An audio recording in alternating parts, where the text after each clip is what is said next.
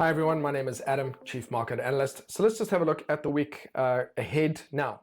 The US government is still in shutdown. The Republican Party, which is in charge of all three branches of government in the US, historically are not really huge fans of governing. They tend to prefer to create problems or complain about problems rather than solve them. And so I'm not really expecting this shutdown to actually end anytime soon. I also am not really convinced that they actually care about Americans. I do think they're very much a fan of making sure that their wealthy benefactors benefit. All of which leads me to believe that this government shutdown will last as long as it possibly can. They don't really have any interest in solving the issues, and they don't really care. So I don't really see that that's going to change. But this is important. We need to get a sense of what's going on with the US economy because it will impact the global economy. That being said, we have got GBP news out at the moment. I really want to see what's coming out on Thursday just to see what's happening with regards to that, especially monthly GDP. And also out of the US, I want to see how sales are doing, retail sales, market sentiment as well. Not really concerned too much about crude oil inventories. That's quite weak at the moment. So there were some trading opportunities on that, which we haven't actually had for a while. Then I think on Friday, I really want to hear about CPI out of the Eurozone, really whether that inflation is kind of under control or not, or if it's meeting the ECB's targets. Then we've got, it's been rolled over to the third week here, but again, I wouldn't really have any expectations that it's going to come out. It may or may not, but as long as this government shutdown lasts, and the longer it lasts, the more the Republicans would prefer that. So, and since they're in charge, that's likely to be the case. So better to expect that than to be surprised by it. That being said, let's go to the charts and just see how the markets are reacting to everything at the moment. First of all, let's have a look at the VIX. The big thing here is to get a sense of perspective. It's always about perspective. I think that'll be the theme for today. Is we've had a little bit of a spike, this last week here, but when you look at the general picture, when you look at it here on the weekly and the daily and the monthly, when you start to look on the weekly and the monthly, you realize it's tiny. We're still sitting within this range that we've been in since January 2023. We really haven't had, the markets are still relatively calm. So yes, could that be a question of, could the markets be complacent and kind of like hurtling towards, I don't know, some sort of self-destruction and not aware of it? I mean, that's a possibility, of course. But the reality is that right now, the markets are still calm and we're still sitting within a range. If anything, the markets are possibly even a little bit lazy. So I'm just judging by this kind of fear index. Let's have a look at the dollar index. So the dollar index is important because it's essentially still stuck in a range. This becomes a little bit more obvious when you look at it on the monthly. We broke out of a range that we had been sitting in going all the way back to 2022. There was a failed breakout earlier in 2024 and earlier in the year this year. Then it broke out the bottom, and it's really just been stuck in this area, and it is still stuck within this range. And so the reason I mention this is it's been in this range effectively since April. And so most retail traders will remember that April and May and the start of June were just shockingly bad for trading. And this carries across, obviously, to the other pairs. We could see euro dollar stuck in a range. And so when you get to the weekly, you can just see how the market isn't really going anywhere. And so that makes day trading incredibly tricky. And so that has been the case largely for most of the majors. Interestingly enough, Aussie dollar had started to move to the upside. And then when the 100% tariffs, which came out last week, were imposed on China, this impacted Australia because of Australia's close economic ties to China. So there was a very big sell-off on that, quite disproportionate to some of the other pairs. Kiwi dollar here as well. So right now, the Kiwi is quite weak. In fact, of the majors, it's quite interesting. Not a lot of them are moving, but Kiwi dollar is. So there are some nice downtrends here. And so therefore, Kiwi dollar would, to me, represent some possible, this would be on my watch list for with trend shorting opportunities. Then looking across at dollar Swissy, very similar to euro dollar. The weekly is really the big chart you got to pay attention to. It just hasn't done anything. And that goes all the way back to June as well. Okay, so we had this period here, which was April and May, and then June onwards, it's been the same kind of thing. So although there's this whole taco thing about Trump always chickening out, that's not really helping with regards to trade deals, meaning that trade is kind of slowing down a bit between countries. So the currencies are not really doing as well. But then there's this interest in, obviously, gold and silver, which is a bit of a safe haven, possibly towards Bitcoin as a secondary option. And then we can have a look at the global indices. Let's just have a look at something over here as well. Dollar CAD is breaking to the upside from a monthly perspective. Again, this had been stuck in a range of its own making for a while, but largely it is heading higher. That weekly is sliding upwards, and there's some nice trends here. So Kiwi dollar to the downside, dollar CAD to the upside, looking good. Dollar yen has generally, it's been on my watch list for a long time with the yen pairs moving higher. but it's not trending smoothly, and this is the problem. It was, prior to that, it was trending very nicely before that. If we go ahead and say, for example, look at Euro Yen, we've had some incredible trends this year. We pulled back, we had a really nice weekly retracement, and bizarrely we have continued up, but this has not been tradable in the same way that this was tradable. This is just kind of, it's just very chaotic, and the trends won't calm down, they won't stabilize, they won't establish themselves, which means that you can either trade it on a much higher time frame, like the weekly, or you need to just be prepared for that increased volatility on the lower time frame. So, and again, you know, moving out, having a look at some of the other pairs, Swiss yen, obviously same thing again, had an incredible run, then a correction, and since then, although it has continued to move up, it's been, just look at the wicks around the price action here. It's just made it incredibly choppy. What that means is that for day traders on the lower time frame, the market is just swinging up and down and up and down. CAD yen as well, you can see, I mean, you can see largely the yen pairs are generally drifting higher as they were before, but not in the same, not to the same kind of quality. Interestingly, possibly Euro Kiwi, those pairs have been kind of trending higher as well. So Euro Kiwi, again, with that weaker Kiwi, possibly of some use to some people.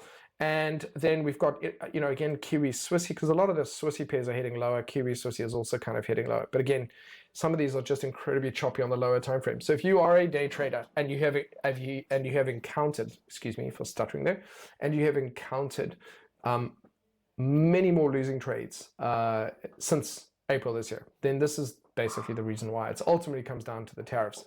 And the solution, unfortunately, is either to trade less, to take profit sooner. So no 3-to-1s, no 2-to-1s, usually 1-to-1s. And obviously definitely keep your risk under control, trade probably less than 1% per trade, and probably just be much more selective about the trades you take. That being said, let's go and have a look at gold. So gold, obviously, as we know, is in a bubble. If you're not aware it's in a bubble, you should be now. Having said that, the bubble could continue for quite a while. We could see this head up to $5,000, possibly $6,000. I'm not going to presume ever, because you can't, when it comes to a bubble, it's not behaving in a rational fashion. And it's not. But the real question is, can you engage in a bubble before it bursts? Can you do that? Because this bubble, what if it keeps going for another year and it becomes one of the strongest trends in the market right now? Does that mean we kind of pass on it? But it does mean the risk is real. So when you're trading a bubble or engaging in a bubble, you really need a stop loss. Like, guys, you've got to do that. Possibly make sure your positions aren't open over the weekend so that there isn't possibly a big gap for some reason, because now everything is just amplified. Everything is just massively amplified. But without a doubt, gold is the single best trending instrument across all the asset classes right now at the moment. It is overextended on both the monthly and on the weekly, but I don't really see signs of it stopping. The MACD is looking very nice. MACD on the weekly is also looking good. Monthly is looking good. There's no signs of exhaustion in the price action just yet, which essentially means that for now, this trend should just be treated as though it's going to keep going. It's obviously at some point going to burst. It's going to do that. And at some point, we need a weekly pullback. And the weekly pullback could happen, and then we could keep going for another year. So again, we don't really know. We'll know when it's starting to happen, but that bubble bursting will take a couple of months to really kind of start to turn around. It really will. And we're just not there yet. So cautiously, but still bullish on it. And honestly, it is still the best trend out there. Silver is, the interesting part about silver is it's managed to break its old highs here back in 2011. The last time it was actually in a bubble was the last time gold was in a bubble. And you can see when it did burst what happened after that. But we've broken to new highs now. Silver technically has more potential upside, but at the same time, it's gone parabolic. So that is the risk. Parabolic, we are parabolic, which is absolutely we're in a bubble. And when that parabolic curve corrects, we could see a big correction. That being said, even a nice weekly pullback where it comes back for a couple of weeks back to the moving averages would manage to let off some of that buying pressure. So I'm just trying to explain why, yes, absolutely, it's very bullish. And at the same time, we've got this exhaustion kind of creeping in, but there's no signs of it changing anytime soon. So I'm just not seeing anything here technically that says that this is absolutely done. I don't think so. I think it's not. In fact, I think it's driven largely by the global uncertainty. And if anything, that's increasing, which means that this is at the same time is also, it's being driven by mania, but it's also being seen as literally the only source of kind of possible financial security. Which is kind of terrifying, because if we and I don't know if this is going to happen, and I'm not going to say it is, but if everything ended up bursting and so did this, that would be a collapse across all the different markets, which is crazy. But at some point, this is going to become too expensive for people to buy, and so it eventually becomes, I'm seeing a lot of the price action feels very institutional as well. So I think there's also central banks and institutions are also buying in here as well. Just out of curiosity, let's just see what's happening with other metals. So you can see here, palladium, platinum, they're all bullish. Okay, so it's not just strictly gold and silver, but I think that's also being driven largely by the copper not really going anywhere. Let's have a look at Brent crude. Actually, no, sorry, let's just have a look. Let's go through and have a look at light crude and see that. So largely it is bearish. I just don't think it has the same appeal that it used to have. And so it is trending low. We've broken through a level of support. And again, I think here, possible opportunities for any kind of pullbacks here to continue trading this to the downside. But it doesn't really have, I don't really feel that speculators are engaging in this in the way that they have in the past. It feels a little bit dry and brittle to me. And so unless you see a good, strong trade setup, I would just kind of pass on it. All right, let's move on to the cool stuff. So let's move on to the global indices. Okay, so long story short, we've had a fantastic correction on the weekly. The markets, and I really wanted to actually record this on Sunday or on Monday, because that was kind of my expectation. But we've had a weekly correction here, just as we've had here. We're also sitting very much within a V-shaped recovery, which we've kind of had, we had during COVID as well. So for now, it's looking more likely as though the markets are going to continue onwards, and this is simply a very nice kind of weekly correction. I was at one point wondering if this was a bit of a pre-earthquake tremor. At this point, I'm just seeing that as there's just so much more appetite for this. The markets want to keep going. And so the weekly gives a lot of clarity here. I'm seeing this very much as a potential similar situation here, and the markets are likely to keep going. Again, are we in a bubble? Probably. The biggest reason being that there's so much craziness going on in the world, and the markets are just indifferent to it. And that's not really something they should be. They should be concerned about wars breaking out and, the US bombing people on boats. Like, they should be terrified of that kind of thing. They should be, and they're just not. They're indifferent to it. So obviously this doesn't represent the economy. This is kind of really spare cash. What's happening with all the spare cash, which is coming from a lot of tax breaks. And so we are clearly in a massive bubble of sorts. But again, this bubble could continue for another year. And I think that if it does continue for another year, this as well as gold and silver become, within this bubble, they become still the most viable markets to engage in, because they have the strongest trends. But in order we need both a shorter term picture and a bigger picture awareness. Bigger picture awareness is, yes, I think we're in a bubble, but shorter term awareness is these are still opportunities. And as long as we manage our risk and we trade sensibly and we take profits off the table, we're prepared for both. Okay, so we kind of plan for the worst, hope, plan for the worst, hope for the best. The S&P as well, looking really good. So for me, I see this as just a nice correction. I would have loved a bigger correction. Honestly, I'd have loved a monthly correction to let off some of that buying pressure. Some of these charts are going parabolic, but for now it looks as though we've got a weekly correction. And we have a lot of times where that monthly chart just goes for a while without actually connecting with the moving averages. And so for now, that could very well be the case. Okay, so this appears to be a weekly correction at this point in time. And therefore, we'll finish with a bullish candle. I'm not sure if we'll get the NFP data. If we do, that would be interesting to see how that closes. But I think pretty much the market's kind of disconnected from that now, and therefore I think a break above that high will see the market continue to push high. Let's have a look at the NASDAQ. And also, you know what? Outside the US, the markets are looking incredibly bullish. Like, they're looking more bullish than they have in ages. The Russell 2000 here, guys, looking incredibly, like, very happy, moving across onto that monthly, coming back up to these old highs. It's going to encounter a little bit of resistance there for sure. Can I just drop in a line? Okay, no, I have to do it this way. So I think, it's going to encounter some resistance in about that area, but it's super, super bullish. We have a look at the FTSE. The FTSE is, trending incredibly well as well. Pull back into the moving averages here, not really seeing too much divergence. The MACD looks fine, a little bit messy, but otherwise, guys, it's going on to all-time highs. So it's enjoying that outside of the US as well. We have a look at the German DAX. The DAX is really testing. It's had a really nice consolidation here, which is the equivalent of taking a breather.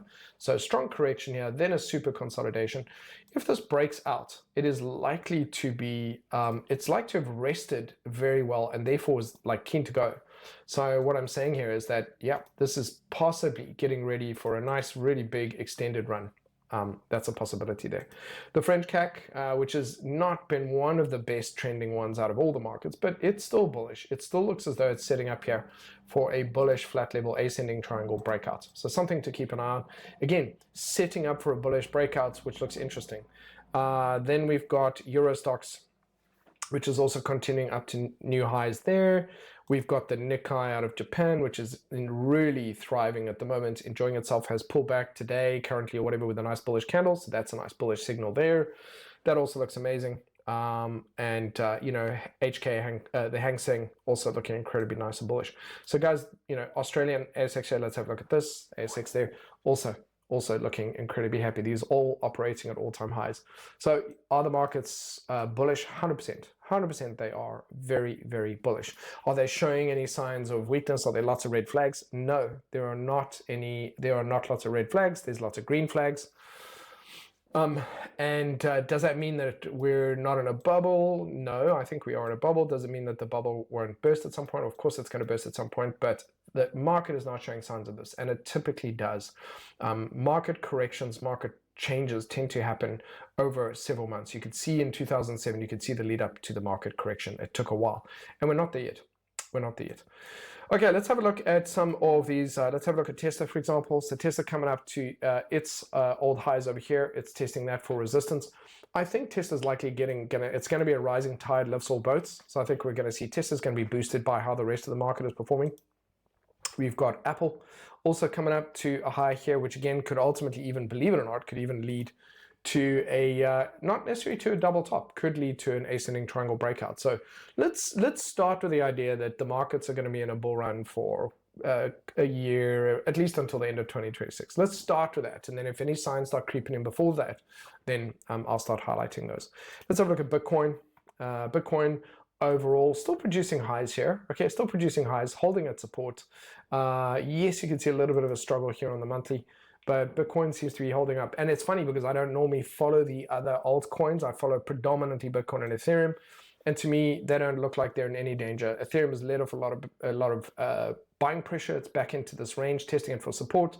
This is a really good place for it to resume a move to the upside. So again, I'm aware, I wrote an article on the shockwaves that went through and the damage that, you know, has happened amongst the crypto communities. But, you know, you've got to compare the difference between trading, in the currency, in the fiat currency market, trading, you know, the majors versus trading obscure currencies like, I don't know, some form of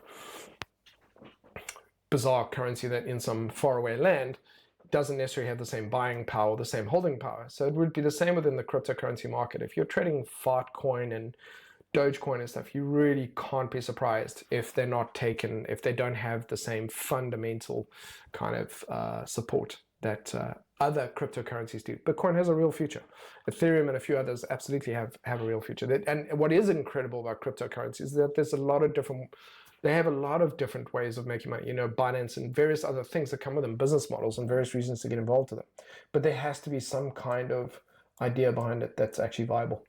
Anyway, that being said, guys, the markets overall are looking as though they're very much set to continue doing what they have been doing. There's no real signs of major reversals. There's not a lot of fear in the markets. I'm not seeing anything here.